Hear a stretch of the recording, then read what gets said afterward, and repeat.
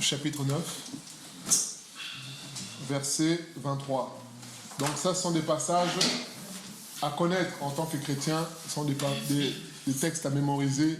Luc 9, 23, c'est le préalable, la condition pour suivre le Seigneur, pour être disciple. Alors le Seigneur dit, Luc 9, 23, puis il dit à tous, si quelqu'un veut venir après moi, qu'il cesse de penser à lui-même. Donc je lis la version français courant.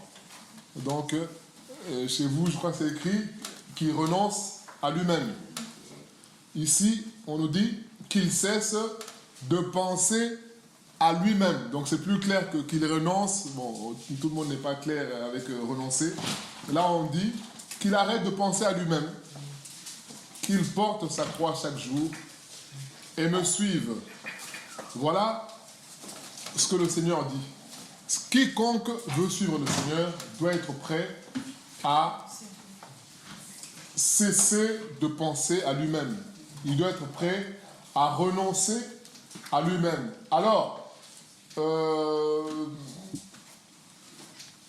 dans renoncer à soi-même, il y a beaucoup de choses à voir. Aujourd'hui, on va s'arrêter sur un seul point.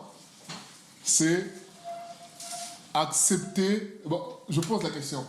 Quand on dit renoncer à nous-mêmes, ça nous évoque quoi? Qu'est-ce qu'on peut mettre dedans? Comme j'ai dit, il y a beaucoup de choses à mettre. Maintenant, qu'est-ce qu'on peut mettre dans... Qu'est-ce qu'on entend par renoncer à soi-même? Il y a par exemple tout ce qu'on aime faire, on va mettre de côté tout simplement parce que ça n'est pas forcément en relation avec ce que Dieu demande. D'accord. Donc, mettre un trait à des plaisirs, des choses qui nous font plaisir. Voilà, renoncer à soi-même. Qu'est-ce qu'on peut rajouter? Qu'est-ce qu'on met dans renoncer à soi-même? S'oublier. S'oublier, oui, ça reste général. Il faut que ça soit concret. Ne plus vivre pour moi, pour mes propres désirs, mais vivre pour Dieu. Bon, ça rejoint un peu ce que Peggy a dit. S'humilier aussi. S'humilier. Concrètement, comment? Concrètement, ça veut dire par exemple, tu peux t'excuser devant un plus jeune que toi alors qu'il est censé, t'es pas censé, normalement, t'es pas censé t'abaisser à ce jeune-là et comme tu as fauté, bah, tu vas t'excuser, donc tu t'humilies, tu renonces à la personne. Amen. Il y a également la mort. La mort? De renoncer à soi-même. C'est-à-dire que, comme il a dit aussi, c'est des choses sur lesquelles on aurait pu répondre, apprendre à simplement prendre sur soi et laisser passer. Ok, donc apprendre à se taire. Voilà. Soyons concret, parce que, voilà, soyons concret, s'humilier, donc, situation de pardon, je demande pardon, c'est mon fils, je demande pardon, voilà, je m'humilie, voilà, je renonce au plaisir. Qu'est-ce qu'on peut rajouter encore dans renoncer à soi-même? Il y a beaucoup de choses en fait. Là, quand la question est posée comme ça, on est pris de court, mais il y a beaucoup. Mais le but, c'est qu'on soit au clair avec ce que le Seigneur dit. Qu'est-ce que ça évoque pour nous? Ça renoncer à soi-même. Dieu devant, tout simplement. On met Dieu devant dans tout. Oui, mais ça reste général. Nous, on veut des exemples concrets. Oui, Dieu devant, on est d'accord. Concret, par exemple, un jeune qui fait des études bien précises pour lesquelles il s'est vraiment investi, et Dieu lui dit, écoute, c'est bien, ça fait peut-être 5 ans ces études-là, mais tu vas t'arrêter. Voilà. Donc, être prêt à abandonner une carrière pour suivre le Seigneur. Voilà. Soyons concrets, de sorte que quand on parle à une personne qui n'est pas chrétienne, qu'elle comprenne ce que le Seigneur dit. Voilà, donc être prêt à mettre un trait à une carrière. Il y en a qui étaient très bons au foot, par exemple. Et entre le foot et servir Dieu, bon, il fait un choix, il dit, bon, j'arrête le foot pour me consacrer au Seigneur. Ça ne veut pas dire que celui qui fait le foot n'aime pas le Seigneur, non, mais c'est que, personnellement, il estime que, bon, le Seigneur passe avant. Voilà. Qu'est-ce qu'on peut mettre encore dans renoncer à soi-même? Mourir à soi-même. Oui, on est général. Là, tu paraphrases ce que le Seigneur dit. Le Seigneur dit déjà il faut mourir. Maintenant, on dit comment mourir. Donnons des exemples de la vie de tous les jours. Il y en a beaucoup. Hein. Quand je vais donner le thème qu'on va partager, on va se dire bah oui, c'est évident. Bah oui. Ça peut être l'éducation aussi. Donc, on a été éduqué d'une certaine façon, mais quand on est enfant de Dieu, notre ligne de conduite, c'est ce que dit la Bible, en fait. Donc, par exemple, s'il y a des familles dans lesquelles il y avait un protocole bien précis, qui n'est pas... En fait, le protocole n'est pas forcément, les coutumes en général ne sont pas toujours en accord avec ce que dit la Bible. Donc quand on devient enfant de Dieu, on renonce à ça, même si on aime. C'est pas dire que parce qu'on renonce à ça qu'on n'aime pas ses parents, mais c'est juste qu'on a pris notre position par rapport à ce que nous sommes enfants de Dieu, donc on va plus suivre certaines choses. Donc on doit être prêt à choisir la vérité, quitte à être pointé du doigt dans la famille. Voilà, c'est ça, renoncer à soi-même, c'est être prêt à prendre position pour la Bible. Réunion de famille, par rapport à tel, aux 40 jours de tel qui est mort, on va aller faire ceci, on va allumer des bougies. Mais bon, moi, je ne participe pas à ça. Voilà, être prêt à prendre position par rapport à la vérité, sachant qu'il y aura des conséquences derrière. Donc il y aura des problèmes. C'est ça aussi, renoncer à soi-même. Ok? Donc moi, je vais évoquer le fait d'accepter d'être critiqué. C'est ça aussi, renoncer à soi-même. Accepter qu'on parle mal de toi. Accepter qu'on t'insulte. Hein. Et même faussement. Mais tu continues à servir Dieu. Ça, c'est quelque chose qu'on a du mal à accepter. Qu'on te critique, qu'on t'appelle pour dire « Ah, tu as entendu, hein? Ce qu'on a dit sur toi, là. Tu as fait ci, tu as fait... Ah, bien aimé, mourir à soi-même, c'est dire, bon, gloire à Dieu, c'est Dieu qui me justifiera. » Voilà, c'est ça aussi, renoncer à soi-même. On doit être prêt à aller jusque-là. Combien sont prêts à aller jusque-là? Nous lisons ce que Paul dit, mais nous allons lire d'abord l'exemple d'un homme qui nous donne la preuve par 9, hein, le fait de mourir à soi-même. Donc 2 Samuel.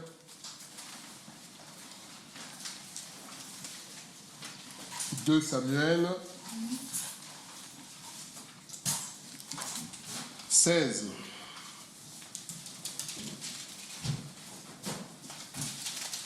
2 Samuel, chapitre 16. » Est-ce que quelqu'un veut lire? Chapitre 16, à partir du verset 5 jusqu'au verset...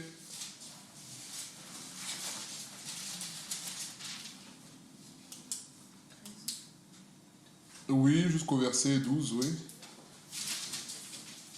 2 Samuel 16, 5 à 12. Alors que David s'approchait de Baorim, un homme sorti de ce village, il appartenait au même groupe familial que Saul et s'appelait Shimei. C'était un fils de Guéra.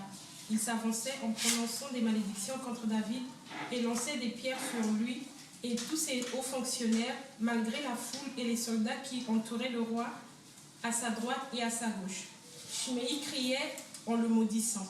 « Va-t'en, va-t'en, assassin, vaurien, la mort des membres de ma famille, de la famille de Saul à la place duquel tu as régné, te retombe dessus. L'Éternel a fait passer la royauté à ton fils Absalom.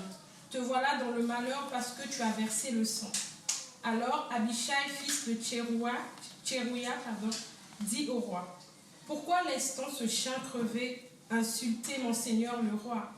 Permets-moi d'aller lui couper la tête. Cela vous regarde-t-il, fils de Tsérouia ?»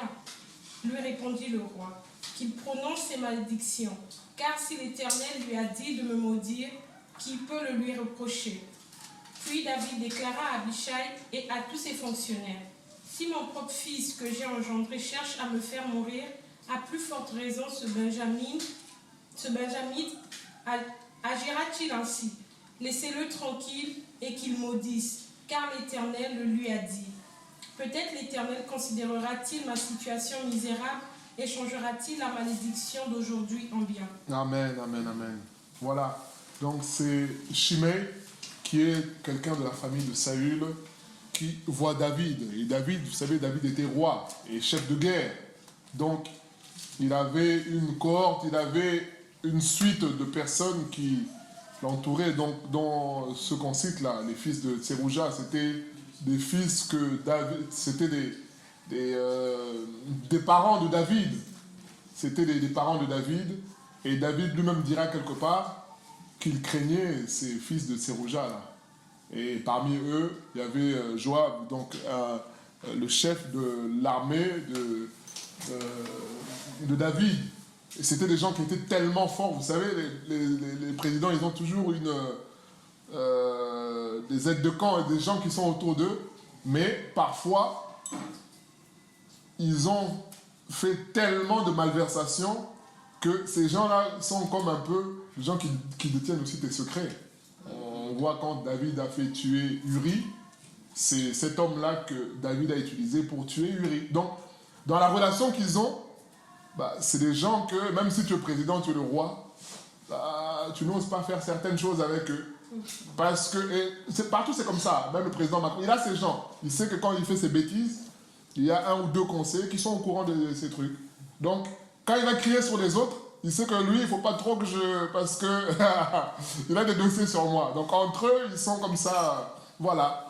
Et là, David, qui fuit son fils Absalom, il rencontre cet homme qui se met à l'insulter, à prendre la poussière, à jeter sur lui, à cracher sur lui. Vous vous rendez compte? C'est pas la démocratie, hein. C'est pas M. Macron, c'est pas... Non, non, non, non. Là, c'est un roi. Donc, il suffisait qu'il dise, allez, coupez la tête. C'est fini.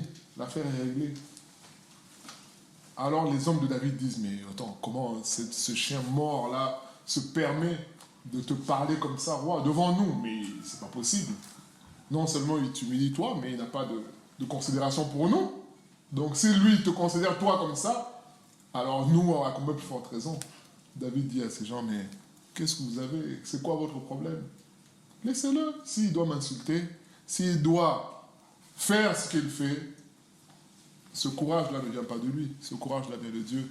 Mais ce n'est pas ce qui nous intéresse. Nous, ce qui nous intéresse, c'est l'attitude de David face à Shimei.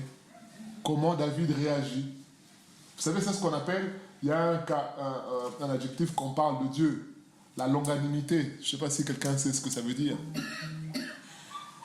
Quelqu'un sait ce que ça veut dire. Vous avez déjà lu ça ou entendu ça? C'est la capacité d'une personne à agir dans une situation, à avoir la force d'agir, mais sans agir. C'est ça qu'on appelle la longanimité. C'est-à-dire que j'ai vu parfois des vidéos sur les réseaux WhatsApp où on voit un lion jouer avec, par exemple, un mouton. Parfois, le mouton va taper le lion, mais le lion se laisse... C'est-à-dire que le lion a la capacité, juste en griffant, à tuer l'autre. Même pas en mettant les doigts, juste en un coup de patte, l'autre tombe. Mais il accepte de se laisser faire. Vous voyez un peu? C'est-à-dire que je ne me laisse pas faire parce que il peut y avoir la lutte. Si j'attaque, il peut me contracter. Non, là, je laisse faire parce que je n'ai pas envie de faire du mal. C'est ça. Et David était dans ce cas-là. Voilà. Mais David accepte qu'on l'insulte. Il lui dit, Dieu te maudit parce que tu as volé la place de Saül. Et la preuve, c'est que ton fils cherche à prendre ta place. Tu es maudit. Et regardez l'attitude de David. Il dit, laissez-le. Qu'il m'insulte. Et ainsi Dieu va voir ma tristesse et il aura pitié de moi. Bien-aimé, c'est ça ce que le Seigneur veut. Renoncer à soi-même, c'est être prêt à accepter l'insulte. Être prêt à accepter qu'on te traite de vaurien. Être prêt à ce qu'on te traite. Il y a des gens, bien-aimés, ils ne supportent pas qu'on touche au nom de famille. Ah, tu ne le reconnais pas. Tu ne le reconnais pas. Il y a des gens comme ça. Moi, je me rappelle d'un collègue éducateur. Le jeune pouvait, c'est le quotidien, se faire insulter par les jeunes et tout ça. Je ne dis pas qu'on banalise, mais bon. Mais ce jour-là, en plus, il ne travaillait même pas. Il avait puni un jeune, le jeune dit, ah oui, mais tel, et voilà, un petit mot gentil, un nom d'oiseau. Quand le collègue qui ne travaillait pas a entendu ça, il a pris sa voiture, il est venu au travail pour gifler le gamin. Il a dit, tu insultes mon père, moi je n'ai pas connu mon père, moi j'ai souffert de ne pas avoir connu mon père et tu oses, toi. Il dit, mais écoute, je te gifle, je t'amène devant la chef, je te gifle encore devant la chef. Et on dit, mais... Il dit, non, parce que là, il a touché à un point que moi-même, je ne touche même pas. Voilà. Il est allé trop... Mais, bien aimé, je prends cet exemple pour nous montrer qu'il y a des choses qu'on est prêt à accepter, mais quand ça touche à notre honneur, voilà pourquoi c'est écrit ici, qu'il cesse de penser à lui-même. Ton honneur savez, il y a des situations où, quand quelqu'un te dit quelque chose, ah non, tu dis non, là c'est mon intégrité là qu'on attaque là. C'est ma personne, donc si je laisse, non, c'est pas possible. Or, renoncer à soi-même, c'est accepter. Nous lisons ce que l'apôtre Paul dit, 2 Corinthiens 6, 2 Corinthiens 6,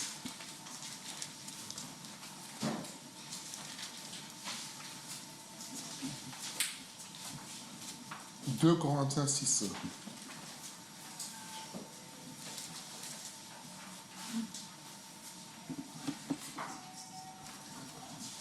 On peut commencer à partir du verset 3. Donc ma version est différente des autres. 2 Corinthiens 6, 3. Il ne faut pas qu'on puisse critiquer notre fonction. C'est pourquoi nous ne voulons scandaliser personne en quoi que ce soit. Au contraire, nous cherchons en toutes circonstances à nous présenter comme des vrais serviteurs de Dieu. Nous supportons avec beaucoup de patience les souffrances, les détresses, les angoisses. On nous a battus et mis en prison. On a soulevé le peuple contre nous, accablé de travail. Nous avons été privés de sommeil et de nourriture. Nous nous montrons serviteurs de Dieu par notre pureté, notre connaissance, notre patience et notre bonté, par l'action du Saint-Esprit, par notre amour sincère, par notre prédication de la vérité et la grâce à la puissance de Dieu. Nos armes offensives et défensives, c'est faire ce qui est juste aux yeux de Dieu. Verset 8. Voilà. Et donc c'est différent de chez vous. Ici on dit, on nous honore ou on nous couvre de mépris.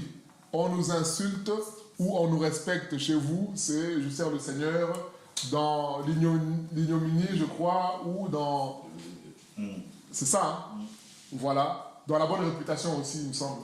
Voilà. Ici, il dit, on nous honore ou on nous couvre de mépris. On nous insulte ou on nous respecte. On nous regarde comme des menteurs alors que nous disons la vérité. Comme des inconnus alors que nous sommes bien connus. Comme des mourants alors que nous sommes bien vivants. On nous punit sans pourtant nous exécuter. On nous attriste et pourtant nous sommes toujours joyeux. Nous sommes pauvres mais nous enrichissons beaucoup de gens. Nous paraissons ne rien avoir, nous qui en réalité possédons tout. Alors l'apôtre Paul dit quelque chose. Il dit que dans le service de Dieu, il a eu affaire à toutes sortes de chrétiens. Et dans toutes ces sortes de chrétiens, il y a des gens qui avaient différentes motivations. Et parmi ceux-là, il dit qu'il y en a qui se plaisaient à le calomnier, se plaisaient à le critiquer, se plaisaient à colporter des rumeurs, des fausses accusations, des critiques sur lui. Et voilà ce que l'apôtre Paul dit. Il dit, nous sommes prêts à servir le Seigneur, dans la bonne comme dans la mauvaise réputation. On continue à servir, voilà. Il dit, toutes ces choses-là sont fausses, mais ce n'est pas ça le problème. Le problème, c'est que, finalement, que Jésus lui-même soit élevé. C'est ça, la priorité de Paul. Et bien aimé, c'est cela. Combien de personnes ont arrêté de faire les choses parce qu'on a dit que ce que tu faisais n'était pas bien? Combien, bien aimé, c'est tenir encore à soi? Moi, ce sont des choses qu'on a vues, bien aimé. Quelqu'un vient te dire, ah mais quand c'est l'autre qui fait ça? Ah bon ok, bon à partir d'aujourd'hui, moi je veux pas de problème. Bon, moi c'est bon, moi je fais plus rien. Oui, mais tu fais plus rien parce que on t'a dit que tu as mal fait ou tu fais plus rien parce que c'est Dieu qui t'a dit de ne plus faire? C'est ça, bien aimé. Ça reste l'orgueil. Ah mais j'ai fait ci, on m'a répondu, ah ben bon moi je fais plus rien, comme ça c'est pour éviter des problèmes. Non, c'est pas pour éviter des problèmes, c'est parce que ton orgueil a pris un coup. Voilà. On se cache derrière, bon, comme ça, moi, vous savez, c'est simple, hein, celui qui fait rien, bah, il n'est pas critiqué non plus, parce qu'il fait rien. C'est simple de venir, entrer, écouter, et puis partir, et dire, bon, là, il a fait une faute de français, là, mais quand tu fais rien, bah, tu risques pas d'être critiqué. Encore, on peut te critiquer en disant, oui, mais il est toujours assis au même endroit, lui, il ne bouge pas. Bon, voilà, c'est ça la seule critique. Mais, forcément, beaucoup sont des maîtres à dire ce qui ne va pas, mais va au travail, tu vas voir que c'est beaucoup plus complexe. Hein. Moi, je me rappelle les jeunes sœurs autrefois, quand on était dans la salle, elle venait voir le pasteur Moshe ou moi. Ah, tonton Jean-Luc, oh là là, la louange, oh là là, là, ils ne connaissent pas les paroles. Mais je vous dis, les mêmes là qui disaient ça, là, aujourd'hui dans les cellules, là, quand ils ont commencé. Oui, mais j'arrive pas. Ah, tu te rappelles quand vous vous moquez? Parce que vous savez, un chant, tu peux connaître le chant, tu arrives devant le micro, les paroles, tu les oublies. Hein. Tu oublies le couplet, trop. Parce qu'il y a la mémoire, il y a la fatigue, mais il y a aussi les attaques des esprits. C'est une réalité. Tu arrives devant, le couplet part. Et les journalistes qui sont là, ils disent, voilà. Mais maintenant, quand tu commences à travailler, c'est là que tu te rends compte. Vous savez, il y a des gens qui pensent que chanter, c'est je t'aime, oui. Mais chanter avec un groupe, c'est s'accorder sur la musique, s'accorder sur le temps, s'accorder avec les autres voix, ce qu'on appelle l'harmonie. Mais beaucoup ne savent pas ça. Ils pensent que chanter, c'est juste « Oh, je t'adore ». Non, non, non. Il y a une différence. Et on voit la différence, c'est que quand tu chantes dans ta salle de bain, tu es à l'aise. Hein. Mais si on te dit maintenant « Chante maintenant ». Ah, sors maintenant la tonalité sur ce qu'on t'a dit là. Tu vas voir que c'est deux choses différentes. Mais de l'extérieur, on se dit « Oh là là ». Vous savez, les consultants qui ont été joueurs de foot, quand vous écoutez leurs analyses, et celui qui n'a pas été joueur, ce n'est pas les mêmes analyses. Hein. Parce que celui qui a été joueur, lui, il sait que non. Là, quand il a couru, là, 5 minutes avant, il avait déjà fait 60 mètres. Là, quand on lui donne le ballon, il est encore sur l'action qu'il a fait. Donc, quand il perd le ballon, mais lui, il comprend parce qu'il connaît le jeu. Il sait que là, ah non, c'est chaud. Il est en train de récupérer. Mais il y a tous ces éléments-là qu'il faut comprendre.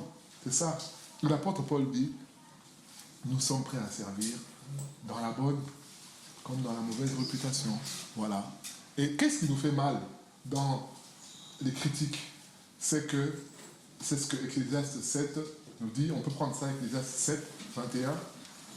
Ecclésiaste 7, 21.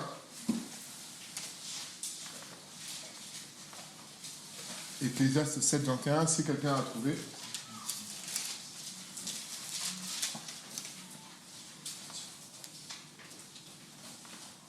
Ne fais donc pas attention à toutes les paroles qu'on dit de peur que tu n'entendes ton serviteur te maudire. Voilà. On nous dit, il y a deux choses. Ne fais pas attention à toutes les paroles qui sont dites. Et vous savez, une critique, je parlais avec une personne qui me faisait part aussi de sa difficulté, là où il travaille dans les choses de Dieu, hein, en disant, bon, j'ai eu un différend avec telle personne, tout ça. Et l'autre personne m'a dit, bon, c'est pas ta place. Bon, moi j'ai dit à la personne, oui, la personne t'a dit, c'est pas ta place, c'est ce qu'elle pense. Maintenant, c'est à toi de voir avec Dieu. Est-ce que, Seigneur, tu me veux là ou pas? Peut-être que c'est ta place, mais que Dieu veut utiliser des gens autour de toi pour briser aussi ton caractère. Voilà. Vous savez, la solution de facilité, c'est quoi? C'est quand il y a une déconvenue, qu'est-ce qu'on fait? On s'en va, c'est facile, hein. Mais est-ce que le problème est réglé?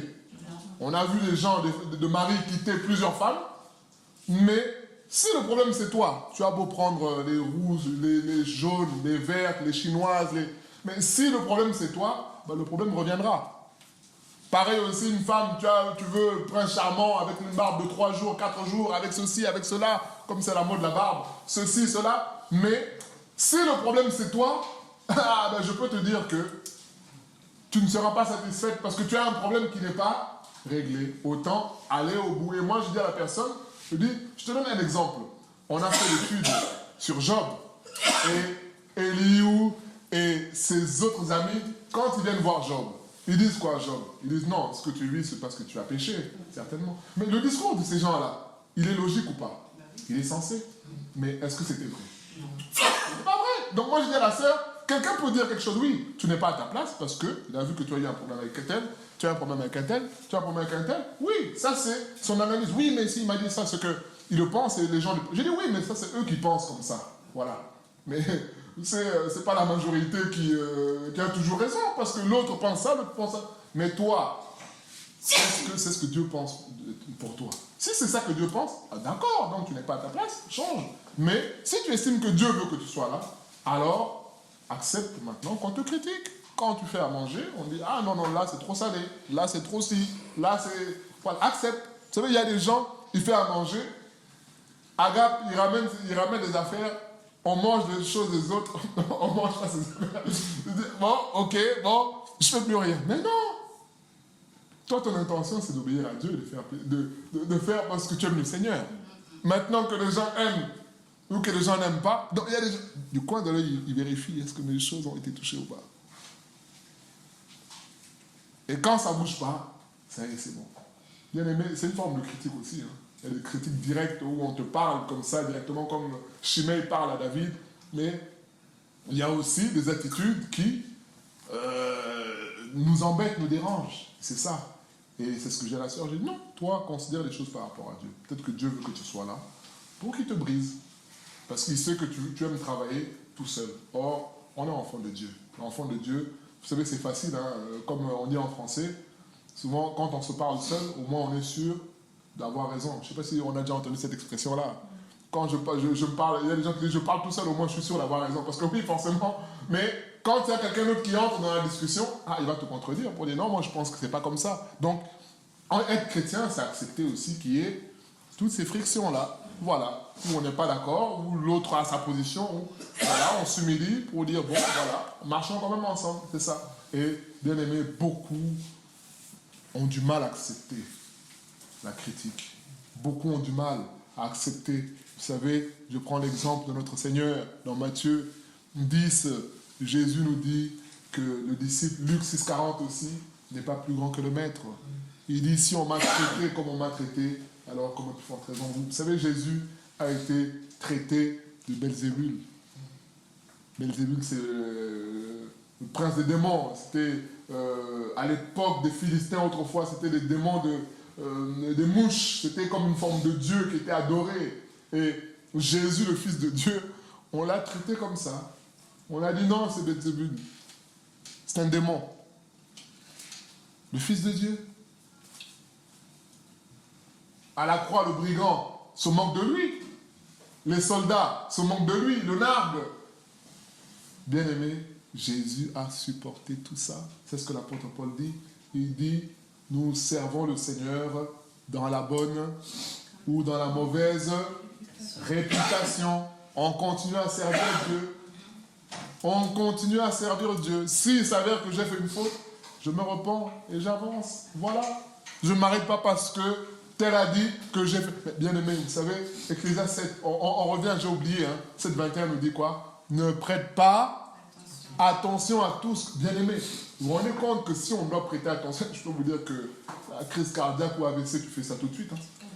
Si tu dois prêter attention à tout ce qui est dit sur toi, bien aimé, je peux te dire qu'en une journée, comme certains disent quand ils ont l'œil qui bouge ou l'oreille, c'est qu'on parle de toi, mais je peux te dire que là, si tu entends ce qu'on dit, rien que dans ta famille, oh là là, depuis qu'il est devenu chrétien, oh là là, lui, il est cervelé, lui, il est illuminé, lui, il est dans une secte, lui, il est ceci, lui, il est... Je peux te dire, alors, Ecclésiaste 7, 21 nous dit, ne prête pas attention.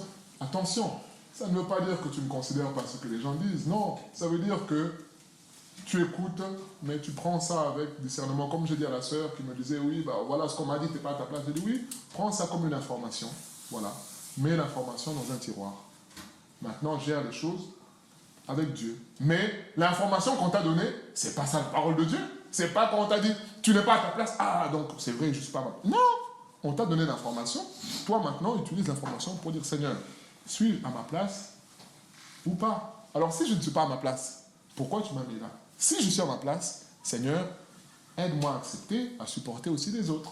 Voilà, c'est ça. Donc prends ça comme une information. Ne prends pas ça pas comme la parole d'évangile. Ne prête pas attention à tout ce qu'on dit. Bien aimé, je peux vous dire que tout ce qu'on dit, dans tout ce qu'on dit, il y a tout. Hein. Il y a des gens qui ont eu même des songes. Ils viennent te voir pour dire, ah tiens, j'ai fait un songe sur toi. J'ai vu ci, j'ai vu ça. Mais oui, mais c'est un songe.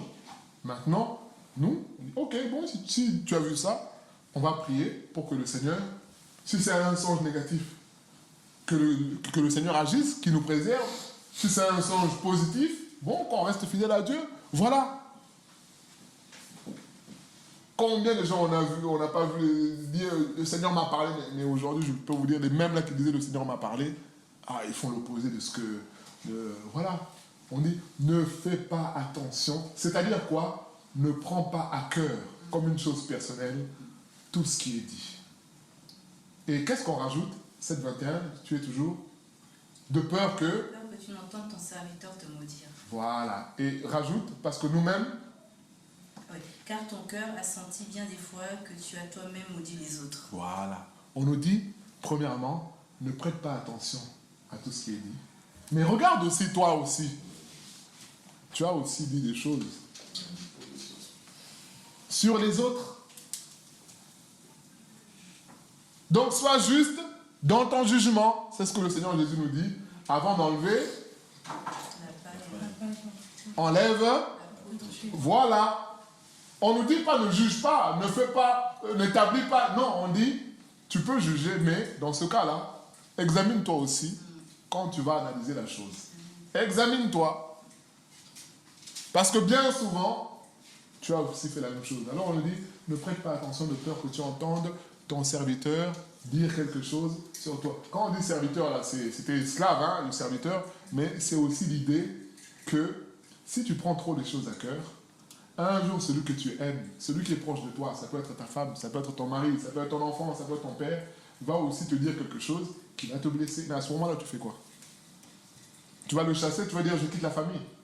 Mais même si tu quittes la famille, le sang, le visage, là, quand on te voit, on saura que c'est le frère de tel. C'est vrai ou c'est pas vrai? Voilà. On dit ne prête pas attention parce qu'un jour, celui qui est proche de toi, de ta maison, tu l'entendras aussi te surprendre, dire des choses sur toi. Donc ça nous apprend, bien aimé, à accepter, d'avoir l'attitude de Paul, d'avoir l'attitude de David, que j'aime beaucoup par ailleurs. Vous voyez, quelqu'un qui est en position d'agir, mais qui se laisse faire. Un jour, il veut tuer Nabal. Non, pas Saul, il veut tuer Nabal. Et Abigail, la femme de Nabal, vient le voir pour lui dire, mais tu fais quoi là? Oh, il dit, mais moi je veux tuer ton mari parce que je lui donne un ordre. Et elle ne veut pas écouter. Abigail, hein, la femme de Nabal, lui dit, mais toi tu ne sais pas que mon mari, il n'a pas toute sa tête. Quelle gloire tu auras, toi, roi, serviteur de Dieu, de tuer un homme comme ça qui est léger. Là, David regarde Abigail et dit, ah oui, tu as raison. Dieu t'a utilisé pour me parler. Bien aimé, vous voyez, quand on dit que David, c'est l'homme selon le cœur de Dieu, c'est pas pour rien. C'est-à-dire que Abigail arrive à le raisonner bêtement en lui disant, mais attends, toi à ton niveau où tu es là, tu vas... Mais tu ne te rabaisse pas à ce niveau-là. Il dit, oui, c'est vrai, tu as raison. Donc c'est Dieu qui est venu te parler pour que tu puisses me reprendre par rapport à ça. Bien aimé, c'est ça. Acceptons, bien aimé, la critique. Disons comme Paul que je suis prêt à servir dans la bonne ou dans la mauvaise réputation. Acceptons. Comme je disais, si on était au courant de tout ce qu'on dit, parfois même au travail, vous savez, peut-être qu'il y a des sobriquets sur nous, non, on ne sait pas. Quand tu arrives, les gens disent, il y a Jésus qui arrive. Tiens, t'as le Père. Comme eux, pour les gens du monde chrétien, c'est catholique, tout le monde, c'est... Tiens, t'as le prêtre qui arrive, t'as le prêtre. Mais nous, on n'est pas au courant de tout ça. Tu arrives, tu veux un petit café, tu veux un petit... Mais... C'est ça, bien aimé. Acceptons d'être critiqués. C'est ça qui montre qu'on a renoncé à nous-mêmes. Acceptons parfois qu'on nous traite injustement. C'est ça qui démontre qu'on a renoncé à nous-mêmes. C'est ça, bien aimé. Et le Seigneur permettra cela. Vous savez, si Dieu lui-même est critiqué, alors combien Dieu, le Créateur, quand je parle de Dieu, c'est le Créateur. Mais combien les humains ne critiquent pas Dieu? Combien les humains disent parfois des jurons contre Dieu? Mais malgré tout, il cherche à les sauver. Malgré tout, il vient vers eux en se présentant par son Fils Jésus-Christ. Et Jésus lui-même, on a vu l'exemple. Combien de fois il n'a pas été contesté? On s'est moqué de lui. Mais il a continué jusqu'à la croix à sauver le brigand qui était à côté de lui, bien-aimé.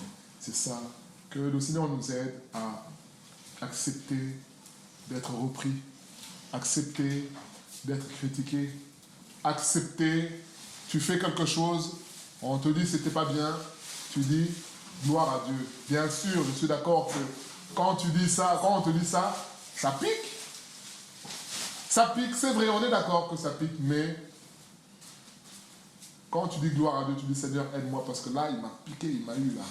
Seigneur, aide-moi. Que je ne tombe pas. Vous savez, le diable a plusieurs façons de nous avoir. Il peut nous attaquer dans le positif, comme dans le négatif. Je m'explique. Dans le positif, c'est que quelqu'un peut venir te voir pour te faire un compliment, mais qui te fait tomber dans l'orgueil. Il vient dire, ah, ma soeur, j'ai vu que tu as évolué. Hein. Avant, tu sortais de la tonalité, maintenant, quand tu chantes, comment tu as acquis une certaine maturité. C'est louable, mais en vrai, c'est une flèche qui te dit, ah, voilà, j'ai beaucoup travaillé, je suis arrivé. Non, bien aimé, c'est une réalité, c'est vrai. Nous, souvent, on voit le côté négatif, mais il y a aussi le côté positif. Quelqu'un vient comme ça et dit, oh là là là là, toi, tu es vraiment le Fils de Dieu. Quand on parle de Jésus, vous savez, cette femme-là qui vient voir Jésus, lui dit, oh là là, toi, tu es bénie, heureuse, les mamelles qui t'ont allaité, toi, tu es vraiment... Et Jésus dit quoi à cette femme? Il dit, heureux plutôt ceux qui écoutent la parole de Dieu et qui la mettent en pratique. Voilà. Cette femme vient pour distraire, voilà. Pour amener l'attention. Non, Jésus dit, non, non, non, non, non, c'est pas ça le but. C'est pas ça l'objectif. L'objectif, c'est écouter, comprendre que je suis le Fils de Dieu et pratiquer ce que je dis pour être sauvé. Voilà. Et il y a aussi des critiques négatives qui vont venir pour parfois nous déstabiliser. Parfois, c'est même pas vrai. Mais on dit quelque chose et puis tu réagis. Combien n'ont pas fait des bêtises comme ça? On dit quelque chose qui est faux. Mais vous savez, la fierté est tellement forte. L'homme a tellement un orgueil que parfois il entend, on a entendu même parfois des ministres se suicider comme ça, parce qu'il a entendu des rumeurs sur ci, sur ça. Mais vous savez, si le diable veut jouer avec toi, mais il va utiliser tout pour jouer avec toi. Mais si tu es à fleur de peau à chaque fois, mais il va faire de toi ce qu'il veut. Il va faire de toi ce qu'il veut. Vous savez, aujourd'hui, avec les réseaux sociaux, on peut changer même donc, le visage de la reine d'Angleterre. Avec des logiciels, ils arrivent à faire dire quelque chose, mais c'est pas elle. C'est pour ça qu'on appelle les fakes. C'est vrai ou c'est pas vrai? C'est vrai. Ce sont des réalités, bien aimées. Quelqu'un parle, on voit que c'est sa voix, sa bouche bouge, mais c'est un ordinateur, c'est faux. C'est fake. Et il y a des gens, ils voient ça, ils disent non, non, c'est mort. Mais non, bien aimé. Acceptons cela, acceptons d'être critiqués. Acceptons qu'on dise des choses qui ne sont peut-être pas vraies, ou qui sont même vraies, mais à Dieu seul, la gloire. Nous allons prier au nom de Jésus. Seigneur, nous prions pour que tu nous aides à renoncer à nous-mêmes, Seigneur, sur ce plan, Seigneur, où, de la critique, Seigneur, où tu vois que nous avons du mal, Seigneur, à accepter d'être critiqués, à accepter, Seigneur, qu'on parle mal de nous. L'apôtre Paul dit que nous servons le Seigneur dans la bonne comme dans la mauvaise réputation. Paul, nous connaissons qui était Paul. Et il était en prison, et certains disaient qu'il était en prison parce qu'il était malfaiteur, parce qu'il était faux. Seigneur, c'est quelque chose qui peut faire mal au cœur, Seigneur. Mais Paul dit que même si lui il est en prison, l'évangile n'est pas lié. Le plus important, c'est que Jésus soit prêché, Seigneur. Aide-nous à avoir cette attitude, Seigneur, de détachement par rapport à nous-mêmes, comme nous l'avons lu dans Luc 9, Seigneur. Aide-nous, Seigneur, à avoir cette attitude où nous ne pensons plus à nous-mêmes, Seigneur, mais nous pensons à toi. Seigneur, merci de nous aider, Seigneur. Toi qui es le Dieu vivant, le Dieu fidèle, à toi la gloire au siècle des siècles. Amen. Amen.